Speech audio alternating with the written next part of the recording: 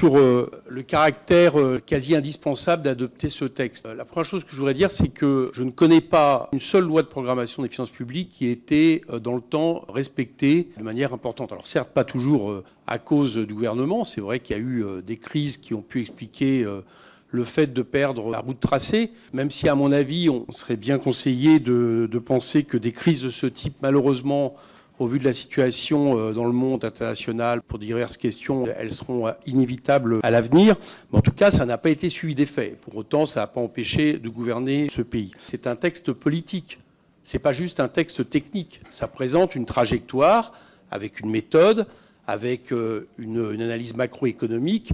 Et heureusement que, quelque part, il n'y ait pas quasiment une condition pour les oppositions de donner un blanc-seing à ce qui est une politique avec laquelle elles ne seraient pas d'accord. Sur le caractère obligatoire vis-à-vis de Bruxelles, c'est quelque chose qui nous a été indiqué. Donc je pense que la question d'un blocage et d'un prérequis de Bruxelles reste pour moi, à la lecture des différents textes, une hypothèse, je ne la nie pas, mais qu'en aucun cas, c'est une certitude telle qu'elle est présentée aujourd'hui.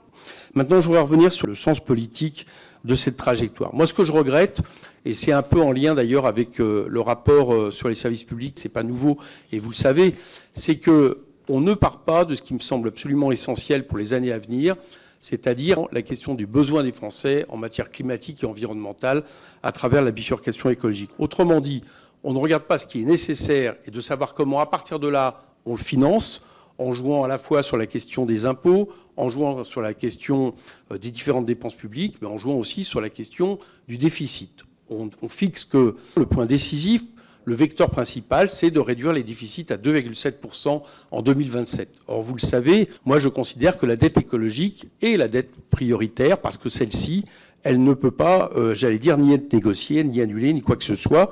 Et qu'à partir de là, c'est quelque chose qui devrait fixer notre avenir en matière de finances publiques parce que, j'allais dire qu'il est quasiment vital pour la suite. On ne part pas de besoins qui ne font qu'augmenter. Tout à l'heure, Pierre Moscovici admettait que, par exemple, sur les EHPAD, il faudrait très certainement 1,9 milliard de dépenses en plus pour répondre à l'urgence de la question du troisième âge. On ne part pas non plus sur, par exemple, sur la question de la situation du logement en France qui menace notre pays d'une véritable implosion sociale à l'avenir. Je ne parle pas de la santé.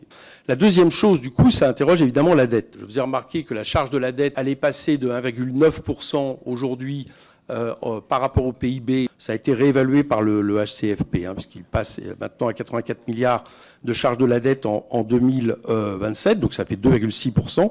Certes, une augmentation.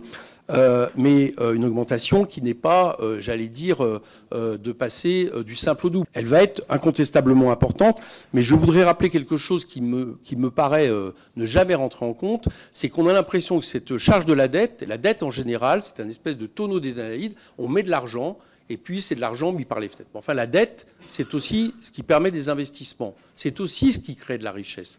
Donc on doit évidemment tenir compte de ce que la dette permet pour à un moment donné de juger son importance. Tout à l'heure, le président du HCFP a estimé qu'il faudrait que votre loi de programmation soit suivie des faits, à partir de 2025, 12 milliards de plus de dépenses publiques pérennes qui soient atteintes. Et il expliquait que ce n'était pas documenté dans la loi de programmation de savoir où on allait les chercher. Bon, 12 milliards de dépenses publiques en plus, ça veut dire qu'il n'y a pas 36 moyens à les chercher. Alors, j'ai compris que ça n'allait pas être avec plus de dépenses fiscales, puisque la même année, Bruno Le Maire, vous avez annoncé à l'avance qu'il y aurait 2 milliards de plus d'impôts en moins pour les ménages, et que vous avez programmé la baisse de la CVAE. Et dans ces cas-là, ça veut dire une baisse drastique des dépenses publiques. Bon, moi j'appelle ça de l'austérité, mais j'aimerais qu'on ait un peu des réponses sur où on compte aller les chercher, parce qu'on voit bien qu'avec ce budget 2024, dont on discutera à partir de mercredi, c'est pas si simple que ça, vu les besoins des Français.